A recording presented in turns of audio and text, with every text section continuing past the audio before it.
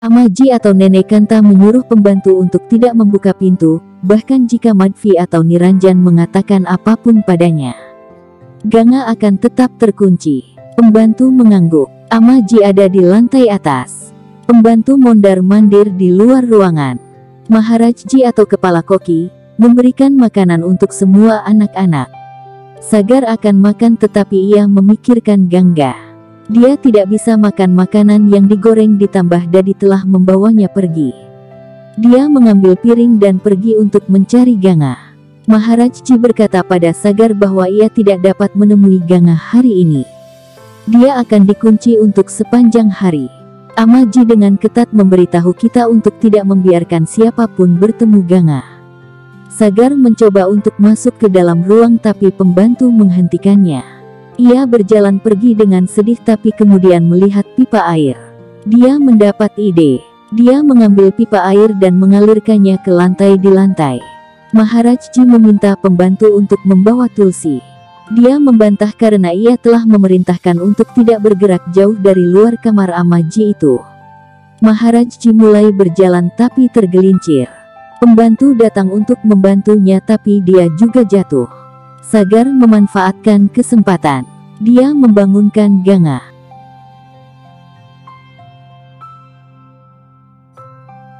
Dia pergi ke lantai atas bersamanya.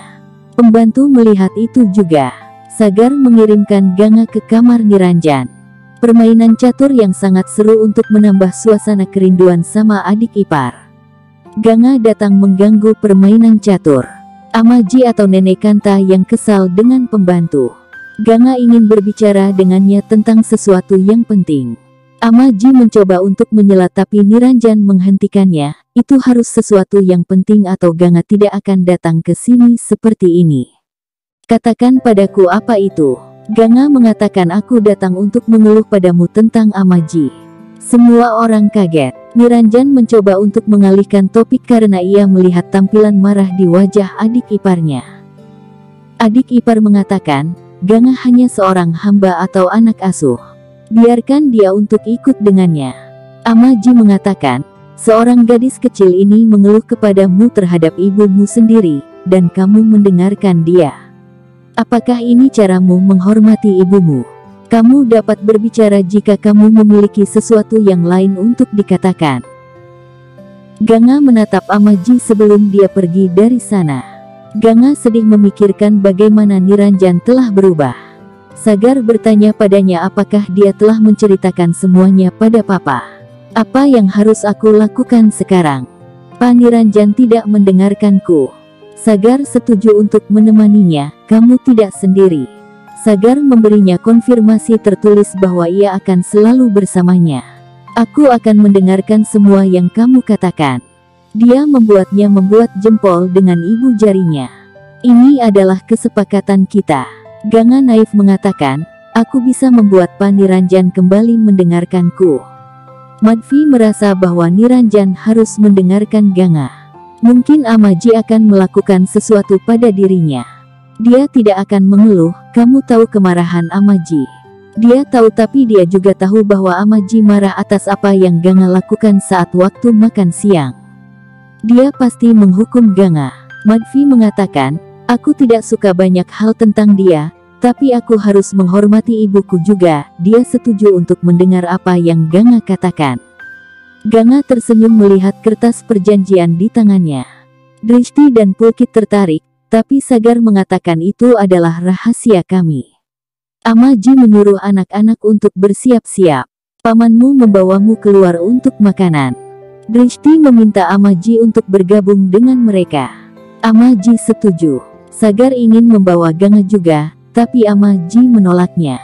Dia pergi keluar dari ruangan. Ganga menyuruh Sagar untuk pergi. Dia mengangguk. Mata Ganga bahagia melihat surat. Setelah lama kemudian, Pak Niranjan memanggil Ganga. Ganga pergi ke lantai atas untuk menemui Niranjan. Pak Niranjan meminta Ganga untuk bicara, coba jelaskan apa yang ingin kau katakan tadi di lantai atas. Ganga hanya diam menatap Pak Niranjan. Setelah Ganga lama tidak bicara, Pak Niranjan meminta dia untuk mengisi sebuah formulir. Ganga kemudian mengerjakannya. Niranjan kaget ketika formulir yang dia isi tidak sesuai. Niranjan mengatakan, "Apa kau tidak belajar dengan Pak Guru?" Ganga mengatakan, "Iya." "Apa yang dia ajarkan?"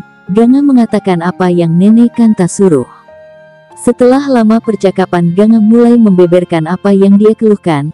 Saat Bu Matvi jatuh sakit, dia mencoba memberitahu semua, tapi tidak ada yang peduli. Dia tidak bisa bicara karena menerima hukuman dari nenek untuk puasa bicara. Di tengah pasar, anak-anak terlihat lagi asik jajan, namun terlihat orang asing, seorang pemuda yang mesra dengan Dristi. Paman di sana terlihat marah, kemudian meminta mereka semua untuk segera pulang. Sepulang di rumah, raut wajah mereka kusut. Matvi mengatakan, "Ada apa dengan kalian? Apa ada masalah?" Nenek menjelaskan masalahnya yang berhubungan dengan Dristi. Matvi mencoba agar dia tetap tenang. Malam harinya Niranjan datang ke kamar nenek. Dia tidak terima atas perlakuannya terhadap Ganga. Dia membuat aturan yang terlalu berlebihan untuk seusia dia yang masih belia. Niranjan keluar. Ganga memanggilnya, tapi Niranjan meminta dia untuk tidak mengganggunya. Ganga kembali ke kamarnya, tapi nenek menyuruhnya untuk tidur di luar sana. Ganga pergi ke kamar Sagar dan Pulkit. Mereka terkejut melihat Ganga malam-malam masih keluyuran. Sagar mengatakan, "Sudahlah, duduk sini, temani kita belajar." Akhirnya Ganga pun memperhatikan Sagar sampai mereka tertidur satu sama lain saling berpegangan tangan.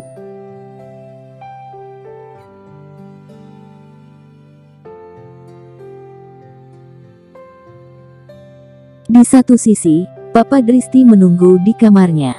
Dia datang dan meminta maaf, tapi Papa memarahinya atas perbuatannya di belakang papanya. Dia mengingatkan untuk tidak lagi mendekati lelaki itu. Nada tinggi Papa ketika marah sejenak berubah ketika Bu Matvi terlihat berdiri di depan pintu dan tidak sengaja mendengar percakapan mereka. Matvi juga mengingatkan Dristi untuk nurut sama apa yang dikatakan oleh papamu. Dia begitu semata-mata karena sayang padamu sebagai anak satu-satunya. Dristi akhirnya memutuskan untuk tidur di kamar nenek, sementara Ganga yang sedang tidur pulas menemani Sagar. Nenek tidak bisa tidur, sekilas teringat apa yang diucapkan Niranjan. Dristi pun demikian. Terlihat Ganga tertidur pulas. Matvi cemas melihat Pak Niranjan mundar-mandir yang sedang banyak pikiran. Ganga terbangun oleh seruan panggilan untuk pemujaan. Ganga terkejut karena dia baru menyadari kalau dia tidur di samping Sagar. Dia melepas perlahan genggaman tangannya karena dia takut membangunkannya. Dia bergegas bangun ke kamar, tapi nenek sudah tidak ada di sana. Dia mengambil buntelan dari kain putihnya. Lalu dia terkejut, tiba-tiba Nenek Kanta ada di sana.